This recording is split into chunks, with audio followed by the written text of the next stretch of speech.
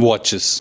I'm going to run you through 4 categories of watches that I own, which I think is a good way for anyone to categorize their watch collection. And in doing that, I will also show you a bunch of my watches. So the first one, and this is the place from which every single watch collection should start, is the fun watches. We all do this because it's fun, you know. So there are a couple of great watches in recent times that I think are great fun watches to start with. I know this is one watch that most people hate, but I think getting a MoonSwatch, especially one which is interesting like this one, like I love this Snoopy one, which I have. Snoopy was a character which I grew up with. I genuinely love the fact that this has this small moon, if you notice. Get this close enough to the camera so it focuses. Yeah, you can see almost like Snoopy on the moon face there. I remember the first time I bought this, it's just this childhood delight that came up when I was wearing it. So MoonSwatch or any of the Swatch watches. I don't have any of my swatches here right now. They're somewhere else. But even like a nice, simple Swatch watch, it's a great one to start with. Swatch doesn't get the credit they deserve for the design they do, and nothing can go wrong in getting a Swatch. Doesn't have to be a MoonSwatch. Another one, I know a lot of you like this, is a Casio. Start off with something like this one. We've all seen this. I've done a reel on this. There's this category of beautiful vintage digital watches. You can get them on rubber straps. You can get them on metal straps. I like metal, so hence why I got this one. Good starter watches, very respected. You can't wear this and have anyone look at you saying you're wearing a cheap watch. You own a piece of history. This is one of the classic digital watches that you can own. Another direction, building on Casio. Just get yourself a G-Shock. You can get some of the classic G-Shocks. This one actually, I bought this one because if you look at it, it has this weird color scenario happening on it. Let me get it to focus again. That's because all the resin, all the rubber on this is actually recycled. So no two watches of this model look the same because the rubber mix is different. So it's leftover rubber pieces put together, resin pieces, and to make the strap and the rubber. Or you can get something really unique in terms of color. Like this is one of my favorite chunky ones. I don't necessarily wear chunky watches at all, but this one I just loved. I just love the gray. I love gray as a color, and this one just kind of spoke to me. And it has these small, and you can't see it as clearly in the video, it has these small streams of laser lights inside. It's an homage to the night lights in Tokyo, which is, after I visited Tokyo is when I bought this, just to remember that. Again, another reason I gave myself, but not necessarily what I should do. Totally different direction. One brand which doesn't get credit at all. We talk about Casio, but we don't talk about Timex enough. Timex has arguably one of the best ranges of watches. You can get yourself a really fun weekender watch like this one. A Timex weekender is a great watch to have. It's really fun. It comes in multiple kinds of NATO straps. I love this white one. I wear it very often when I'm out on a weekend and stuff like that. Or you get something really funky like this Timex Pacman. I grew up playing Pacman. So when I saw this, and this one's batteries died out, which also shows that I've been collecting for a while. And this lovely gold watches. I think this is the only gold watch that I own, but it's a Timex Pacman. So I got myself this one. But on Timex, and you would have seen many of these, is to look into this collection called Q Timex. Q Timex was a way to bring back some classic watch designs into today's time. This one, which has a Pepsi dial, is the one I own. I love it. They have many. There's this beautiful stone dial one I've seen recently. And also you get stuff in like leather watches. You get many of those aspects. So this would be a good place to start. These are all fun watches. They have no predominant value there. They're just fun to wear. They make a statement basis, whatever your style is like, whatever you like to collect. But if you want to move from that, you move towards functional watches. Now, there are 2 kinds of functional watches. One is you get yourself a smartwatch. So you can get yourself a smartwatch. Let's say you're a runner, you're getting yourself a Garmin or you're getting yourself a Coros. All of these have to be charged. I've used an Apple Watch in the past. I've used a Pixel Watch in the past. So I use my smartwatches when I work out. I don't necessarily wear them when I'm not. But let's quickly also look at a different kind of functional watches. Let's say you're going out to dive. You've gone to a beach holiday. You want to learn how to, you're doing a diving class, you're doing a surfing class. Get yourself a great dive watch. And you can't go wrong with the Seiko. Seiko has watches across multiple price ranges. This is the Seiko diver that I own. It's called the Shogurai. Slightly more expensive than what you would normally pay for a Seiko. But I love this because it's a combination of 2 of their watches, which is the Shogun and Samurai.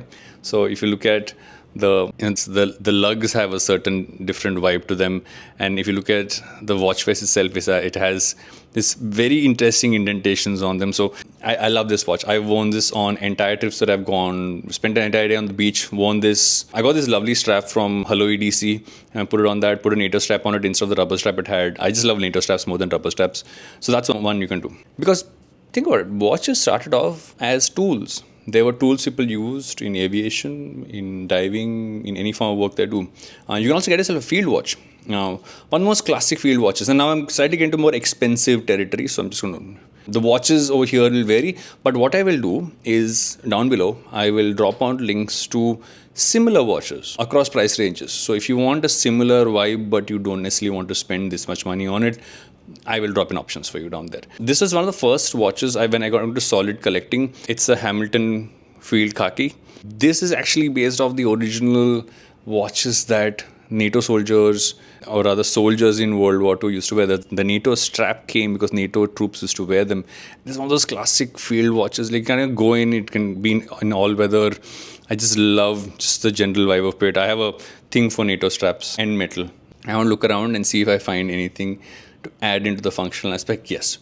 You can also find yourself something which is what you can call an aviation watch. Now, aviation watches have really interesting dials, right? They have lovely dials, and this one's a Seiko again. I just love this. Again, the strap is from Hello EDC, and I just love the green dial and just the way it looked. And so I remember getting this watch and spent a lot of time really looking at the dial, because while it's a plain green dial, there's something to looking at a watch. Small hack. Go online.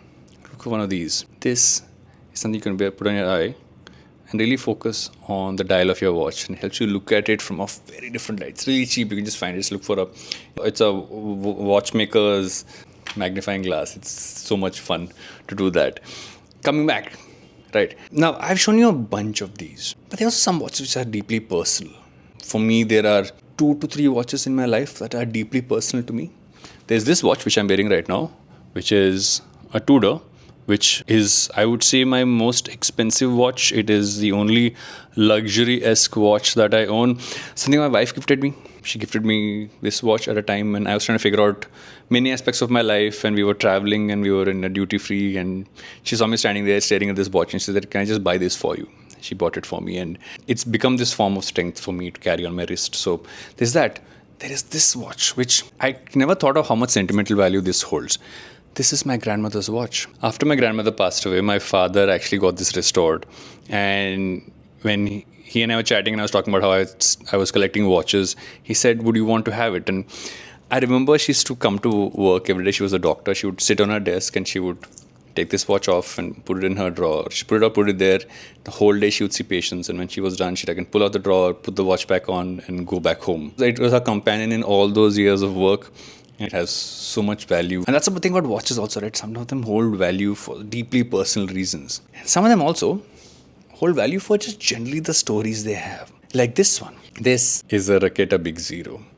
Now, this is a Russian-made watch, actually from the Soviet times. And it has a 0 on top instead of a 12, because then the Soviets believed that every new beginning, every revolution, every restart starts from 0, not from 1. And this kind of symbolizes that. This is a vintage watch. This was what my wife gifted me this year for my birthday. I was looking at one of these vintage stores. It's called the Revolver Watch Club, and I happened to notice it. And she said, "I'm going to get this one for you because it has a great story." And sometimes these stories are also about an experience.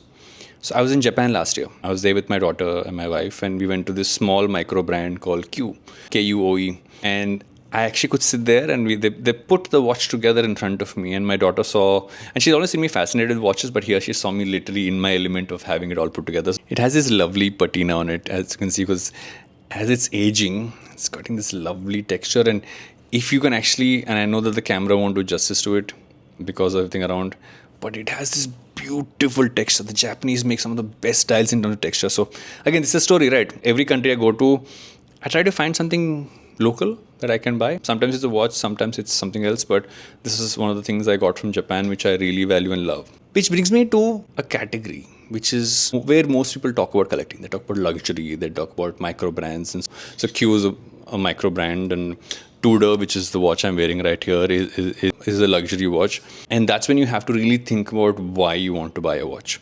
Like this one, for instance, which is my gift to myself this year for my birthday. By the way, I'm shooting this on my birthday, hence why it'll come up a lot. This is from a microbrand called Brew. They have these fabulous retro 70s dials. And this one actually was the first one which really blew up for them. So I just got this one for myself. And I love Microbrands because I think they're doing something really unique with their designs. There's a Seagull, which I really love. I got this one. This is, again, based on what Chinese paratroopers used to really wear.